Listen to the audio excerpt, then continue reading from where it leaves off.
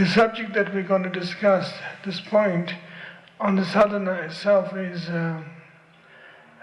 basically a vajrayana-oriented kind of topic, and it has a lot of implications at the same time connected with the basic practice of Hinayana and Mahayana Buddhism as well. And generally, the first point I would like to get across tonight is some sense of, or the notion of devotion, in some sense, which is based on, the sadhana is based on that any kind of practice of this nature cannot be properly understood without having some sense of, if you like, hierarchy or some kind of teacher, student, guru, chela level of some kind, and its principle behind it as well, which is the most important one for. So we can't have those things unless that you have some understanding of a guru principle.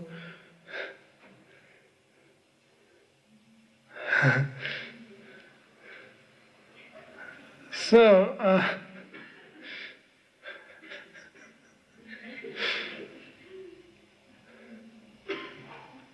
I would like to explain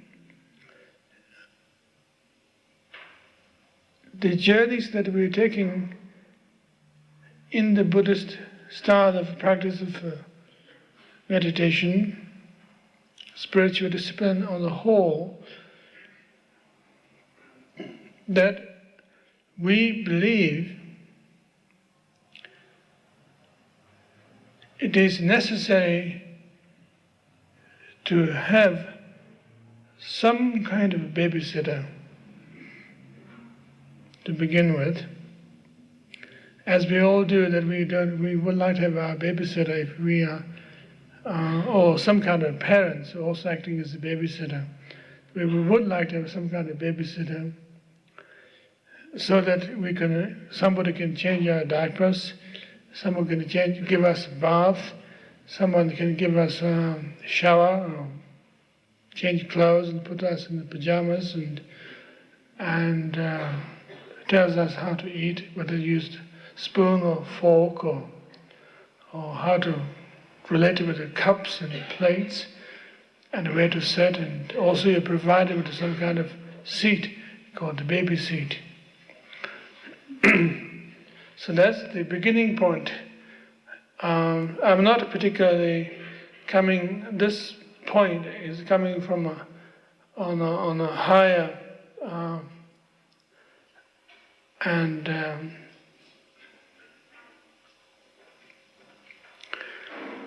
some kind of arrogant level particularly, but if we actually want to function our life properly, as we begin to grow up, so we have to have some kind of starting point to begin with. As a child, we must have experienced ourselves that which was the case happened to us already, and the process of happening that way too. So this analogy of Triyana principles is actually based on bringing up infant and relating with the teenager, and finally relating with the grown-ups. Those are the three examples that we could use at this point, quite simply, not further complicating the issue.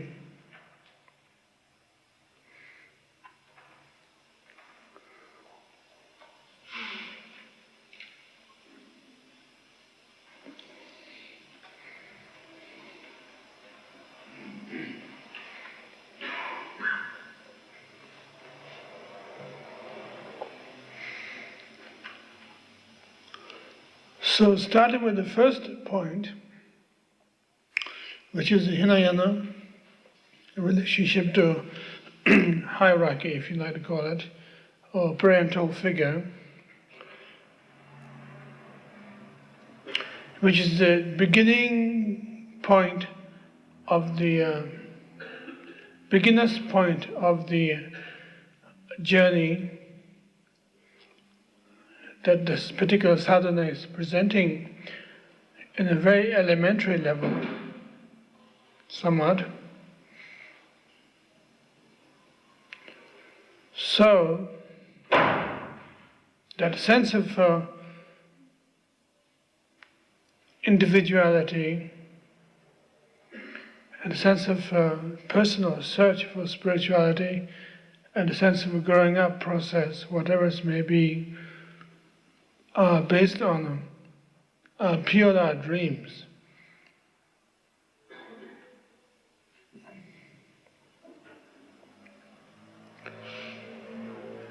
The reason why I have said that is because we have to face the fact that we think we're going to become a PhD candidate,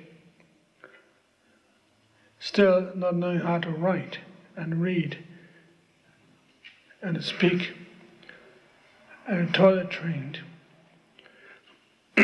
That's the kind of ambition that we usually have, is we don't want to be hustled by a little embarrassment here and there. Of course I can push them aside and I can just grow up.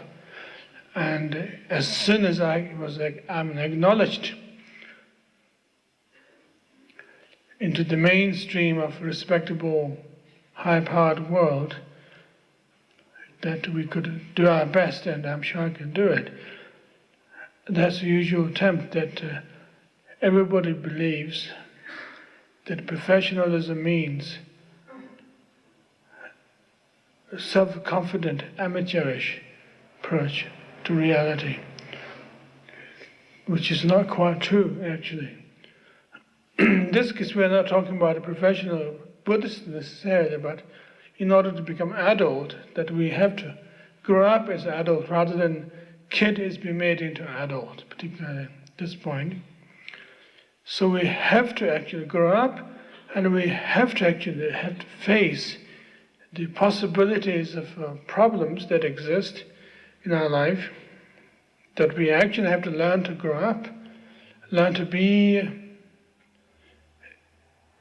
discriminating, learn to develop discriminating mind, and we also have to learn to develop a sense of subtleties and sense of understanding about our reactions to the phenomenal world, which is our reactions to ourselves at the same time.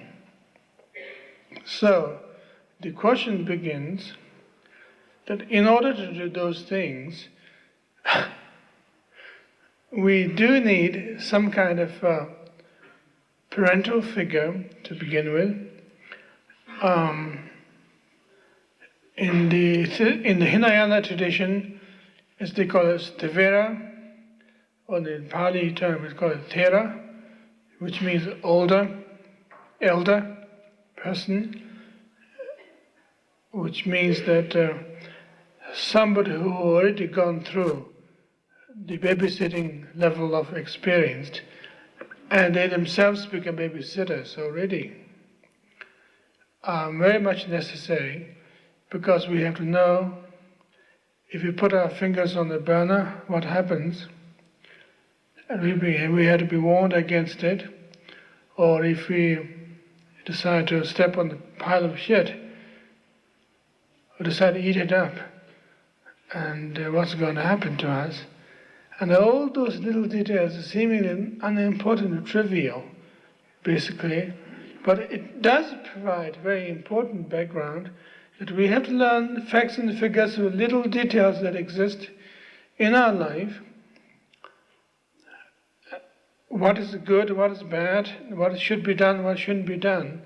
And some kind of discrimination is important, not to the point necessarily to bringing everything to punishment and promises as such, or even related to the original sin of that Christian concept per se, but some kind of basic understanding of how things are done in connection with the natural force If we walked out into the snow without any clothes, we will catch a cold. Obviously, that's a natural fact. If we had eaten poison, we will be dead.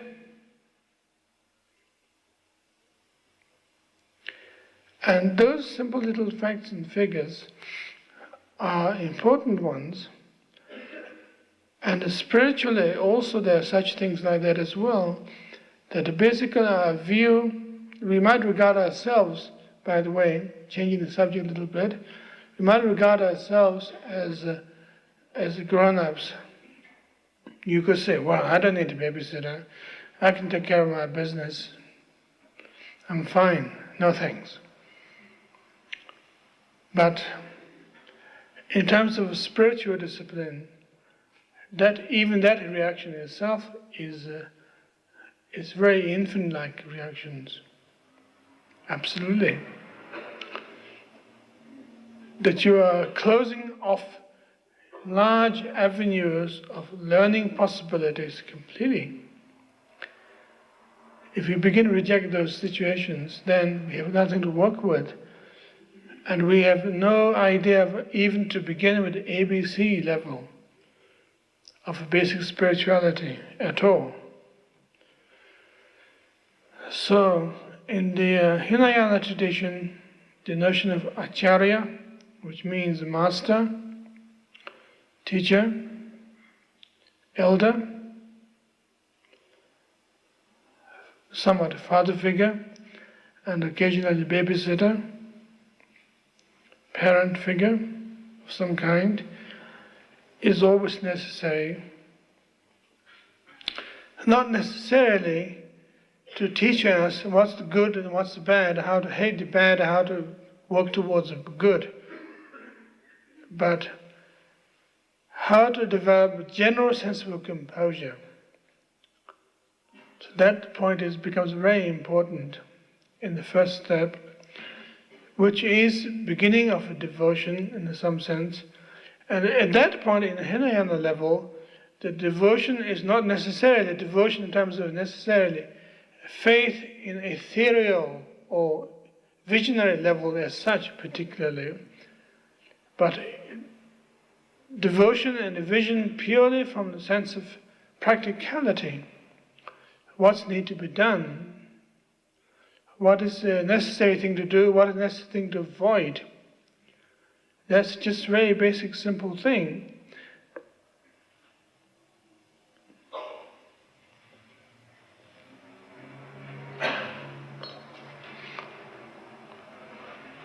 So, in the Hinayana level, that the teaching tells us that to begin with, our view to the world is also infantile view, that we think we're going to get ice cream every day, every minute. Each time when we decide to cry and throw our temper tantrums, that your daddy or mommy or your babysitter are going to come along with the colorful ice cream cones and to begin to feed you in. And it is turned out that that's not the case. And it's not so at all. So basically what we're saying here is that life is based on pain, suffering, misery.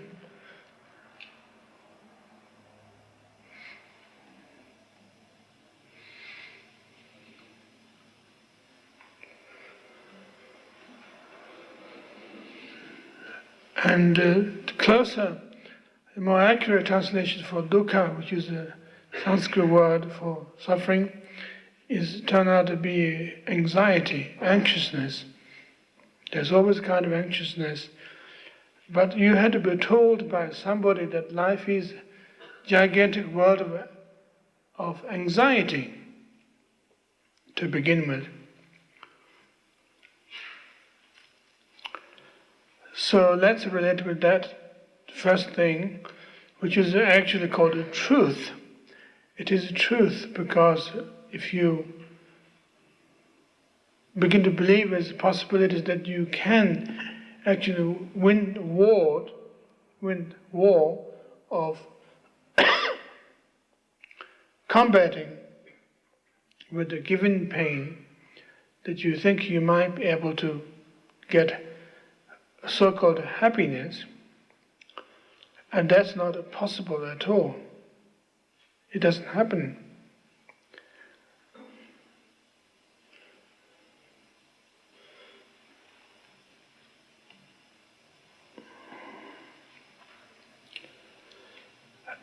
So our elder parent or Thera, Stivera, tells us these facts and figures, that the world is not made out of honeycombs and big ocean of maple syrup. That the world has its own unpleasant and touchy points exist. And when you be told this truth, you begin to appreciate more, and you begin to respect that truth. Actually, it does go a very long way the rest of your life. And you begin to get some kind of paternal attitude towards the teacher, Stivera, or the elder. And as far as the Stivera, the elder, is concerned, that such truth is just old hat for them, because they know it already, they've gone through it themselves. But nevertheless, they don't make the righteous messages out of those things. Just simply, look, it's not as good as what you think. And it is going to be somewhat painful to you getting into this world. And you can't help it, you are already in it at the same time. So we better work with it and accept this truth. And that it is precisely, historically, Lord Buddha first proclaimed his Buddha Dharma. It was the truth of suffering. And we don't have to go through the rest of the Four Noble Truths, particularly. I think most of you might have some understanding of it already. Second stage level of developing further relationship with the teacher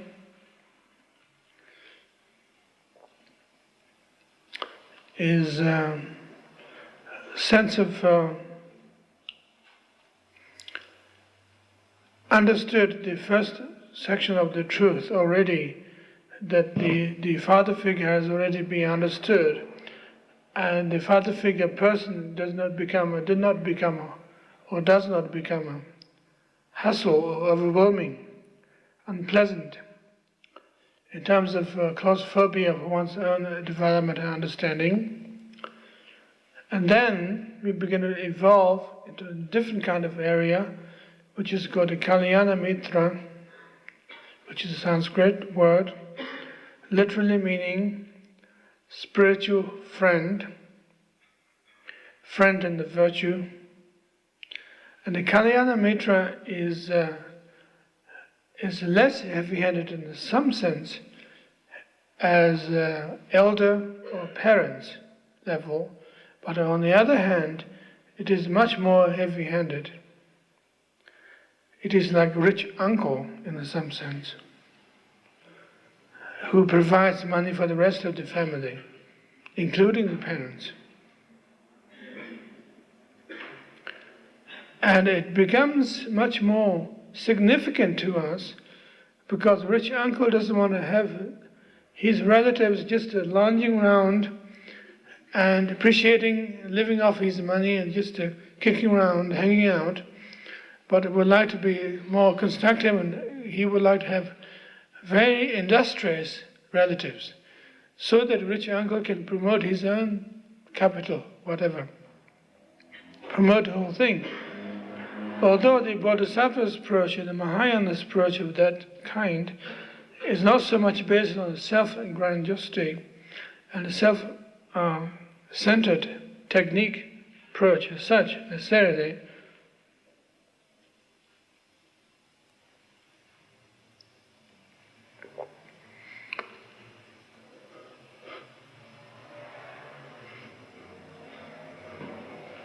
But there is still a sense of much more closer, in some sense, a friend, spiritual friend is friend.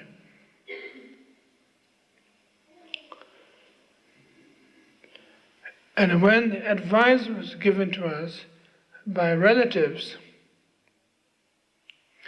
that we have a different kind of attitude, you just be told relative truth.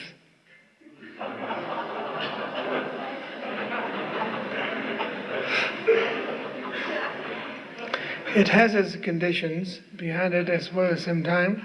It has its applications behind it, but it's still relative truth.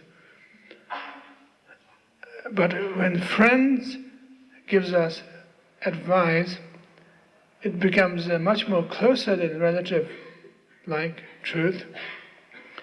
It becomes more immediate, personal. For instance, if we are criticized by our parents, we think it's their trip or it's something wrong between us and them, so we take it very lightly in some sense, sometimes very resentful, so which helps us to push it aside. But if we be criticized by our friends, then we begin to get startled. We begin to think maybe there's some element of truth in this. So the Bodhisattva's approach to relationship in terms of teacher is this point as a spiritual friend is much more demanding than pure the relative level.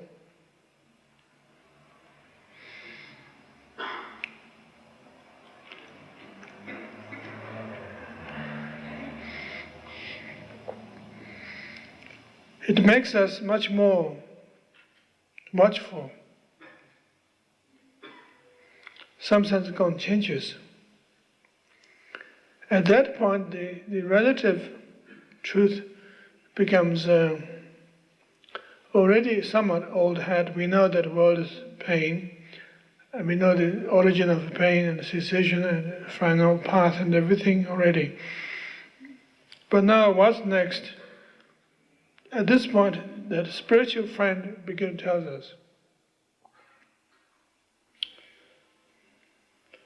don't just purely work on yourself. Share it with others. Do something about the others. Relate to your projections rather than projector. Do something about world outside. And try to develop some sense of sympathy and warmth in yourself, which is usually very hard to do for us ordinarily. That if we are already pissed off that the world is painful and resentful with our world already, and we are already a bundle of muscles, very uptight, tight, and very hard to relax, let go of that. But it can be done. That's not impossibility at all. It has been done in the past, and it's done in the present, and it will be done in the future. So, the question is, how about giving an inch? Just letting go a little bit, open a little bit. Be generous, but at the same time be disciplined, and therefore you should be patient at the same time, and work hard with your exertion at the same time, and at the same time be aware of everything what's happening, and to be clear about the whole thing at the same time. Which is what's called 6 paramitas.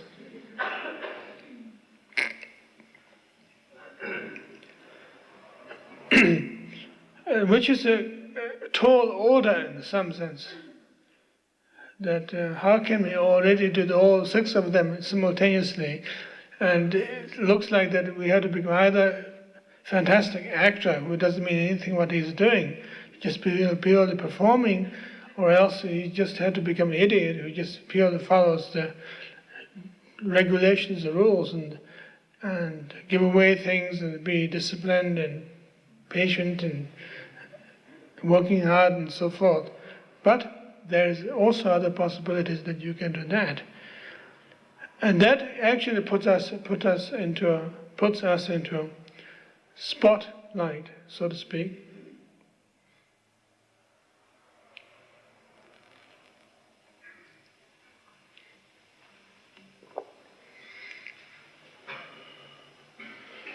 So there is a general sense of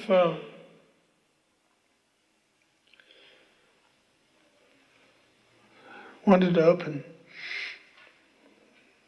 for the very reason that you have nothing to lose.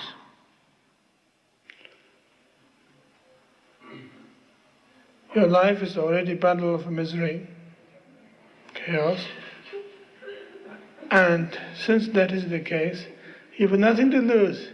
You might gain something, in fact, by just giving, opening. That seems to be the trick, which the transition between the elder and spiritual friend takes place. Or the rich uncle who throws you into in the street, not giving you pocket money. And might give you a few pencils, saying try to sell them, and go out and sell it, do it. And you might say, oh, sorry, I need some warm coat. I can't go out like this. He will say, I'm sorry, you have to first sell the pencils, then you get a coat. You're going to buy a coat for yourself, rather than I'm going to provide you with a coat. You have to make your own profit, whatever. So that's a very rough example. Don't misunderstand that, but that seems to be the general trend of the pattern is altogether. And now the next thing is we're getting into a very complicated and very tricky point, which is the next level of hierarchy in terms of devotion, trust, and understanding of a teacher. Is what's known as Vajra Master in the Vajrayana level, which has a different kind of slant. But in some sense, it is a combination of the first and the second one put together in some sense. It is the same kind of process, and some kind of line of thinking somewhat, but at the same time it has its own twist.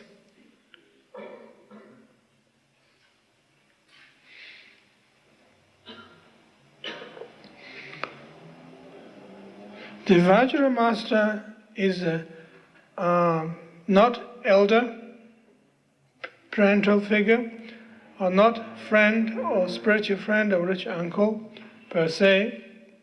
Vajra Master is a born warrior who accepts few students.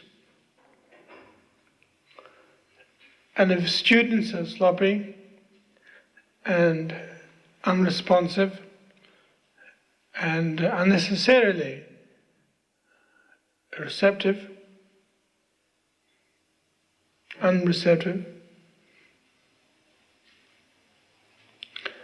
then the Vajra Master wouldn't accept such person.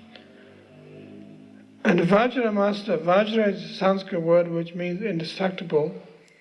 Indestructible like adamantine. It's Vajra is Indian mythology that the scepter of Indra, the king of gods, Indian mythology, which is made out of, his scepter is such a powerful weapon that it destroys everything. Having destroyed everything, returns back to his hand, and at the same time, it has greater strength to not only destroy one situation but every situation, and it is indestructible because it doesn't have any cracks in its weapon, any possible bend, any possible way of destroying that particular weapon.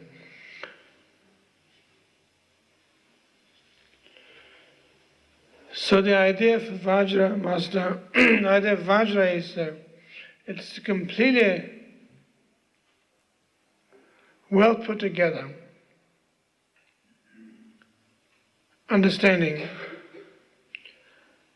vision, which does not have any cracks anywhere or possible potentialities to criticize, that is to say, to insert further confusion into it. So it's a completely well-guarded situation. Not well-guarded in the sense of paranoia, but well-guarded in the sense of its own existence, self-guarded, so to speak. And therefore, the closest analogies that we could use is samurai-type mentality, that such teacher is ferocious.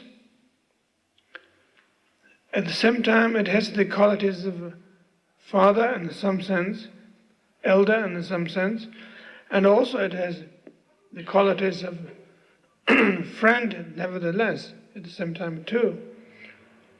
It could be a very passionate person, warm and powerful, sympathetic, but nevertheless it doesn't buy any bullshit, so to speak, if you could speak Americanization at this point.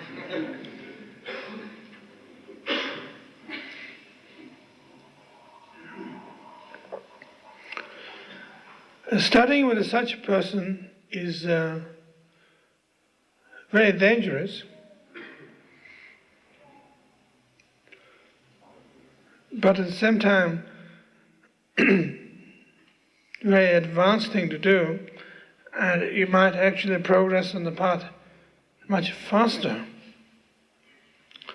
But if you start with that attitude of you might go faster, then you might go slower. On the other hand,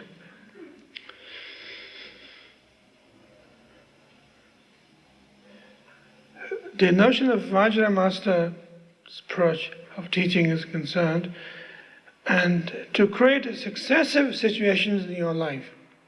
Having gone through the Hinayana already, and Mahayana already, and then you got finally to Mahayana, Vajrayana already, finally, and at that point that you are already well trained, well disciplined already, and the Vajrayana level, the Vajra Master begin to demand complete trust, unconditional, without any conditions, complete trust,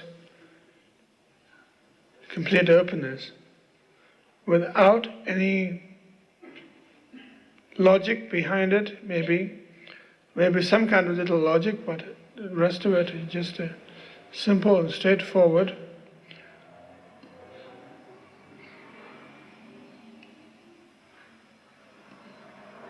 Would you like to come along with me to take part in this historic battle? Come along, here's your sword.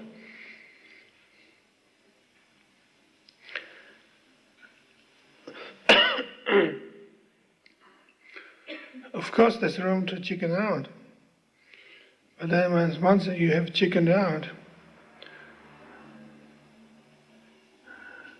it's going through a lot of, you could go through a lot of problems.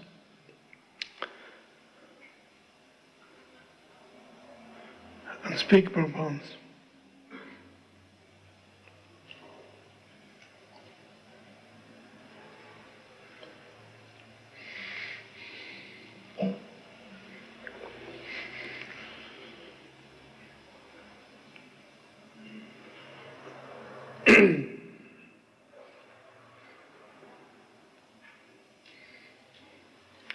More you're a coward,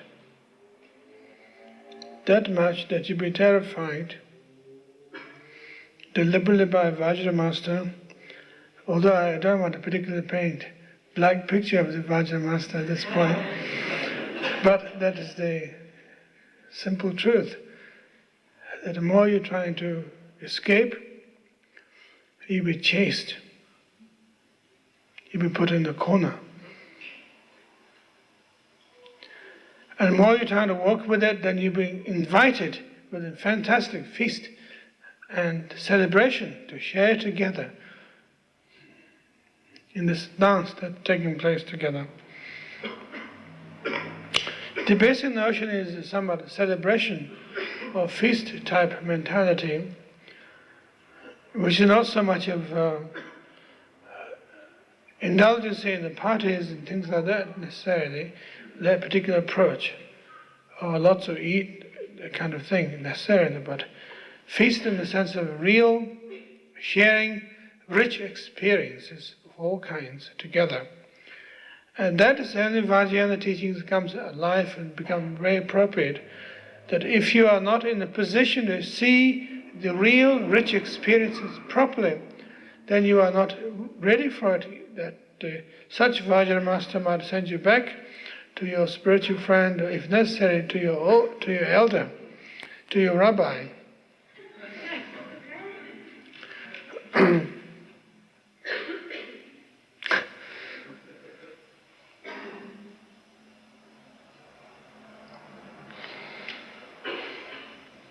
The level of commitment that you have with the samurai Vajra master is not so much that that person is actually external person as such alone.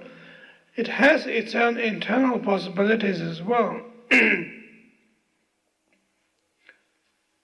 I heard a report the other day that Professor Dr. Gunther talked about that towards the end of the Kalyana Mitra, the spiritual friendship is taking place, and then you already discover your inner guru.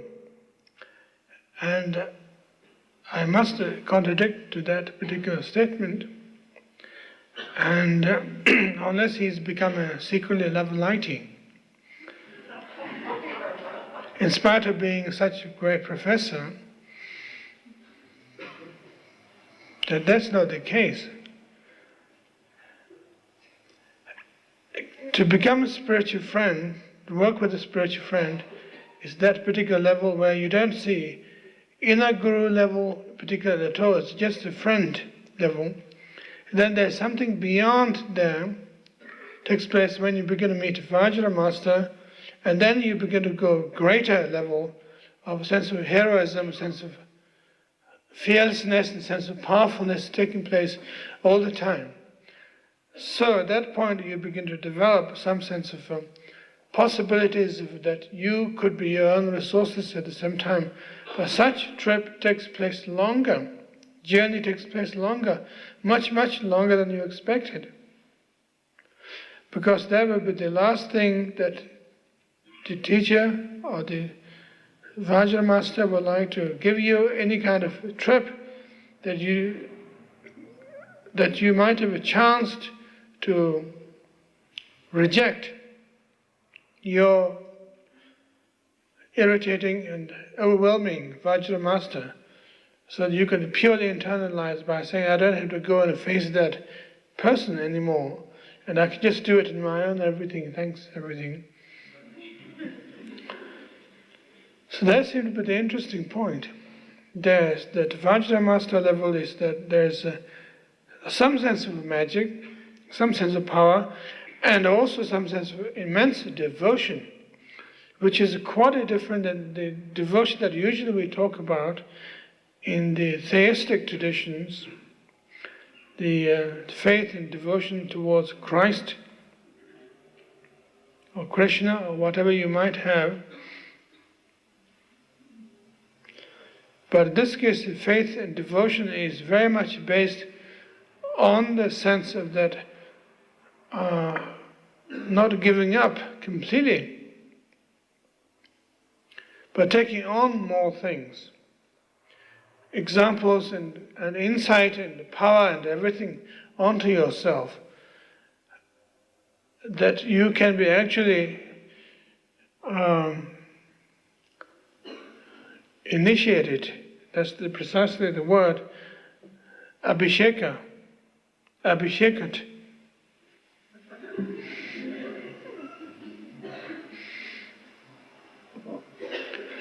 In the theistic tradition of faith and devotion, from that point of view, is a very remote one, that we have somebody out there all the time, not only a person alone, but that's fine. If there's another teacher, some other elder, parents, is fine, but Beyond that, there is also other, greater other, which will feed you, which will secure you, and everything becomes somewhat in the level of, as they precisely call it, ethereal level of the otherness becomes very transparent.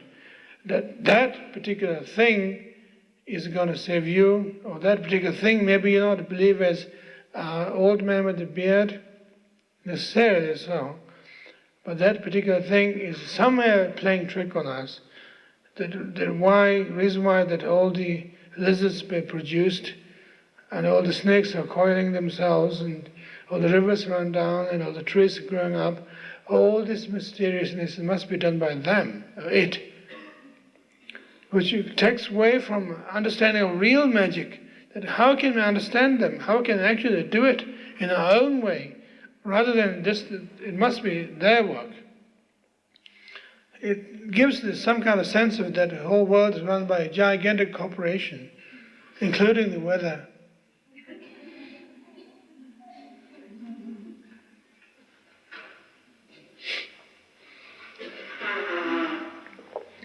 But in this case, we run our own corporation. According to the non-theistic tradition of Buddhism, that we have access to it, and the reason why we can run our own corporation is we have to have the manual and the systems, the techniques and directions that we might get from the Vajra master, who might actually put us into a very difficult situation if we are dumb and if we are not exuberant, if we're not enough, if we don't have enough exertions, and so forth. What's that?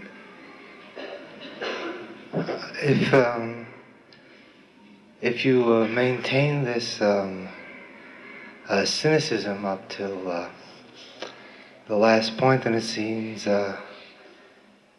you could realize that this person who you were putting all this trust in, that actually this could be another one of those self-deceptions. And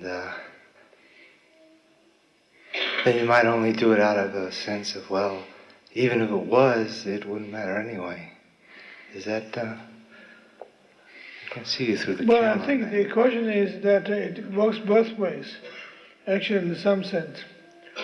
That your critical input and the surrendering at the same time works together. They're not working against each other. The more you get input and the more you get further development taking place, even those things are cautioned at the same time. So there is some kind of dance taking place between the teacher and yourself, equally. So you are not particularly just trying to switch off one area and switch on another area, particularly. It's, synchronized together. That should be possible. And it shouldn't be just purely kill or kill situation. Either you become very naive or just simply become terribly cynical about the whole thing and, just about to drop the whole thing. And that somehow doesn't have any kind of bearings. They have to be, working together. Sort of flickering from one state to the other. Well, there's a general sense of cynical attitude to begin with, and also a general sense of openness at the same time, another layer of it happening. So they work together simultaneously. So at the same time that what you have got, what you've received, is viewed as a great gift, appreciated, but at the same time how it's received is being questioned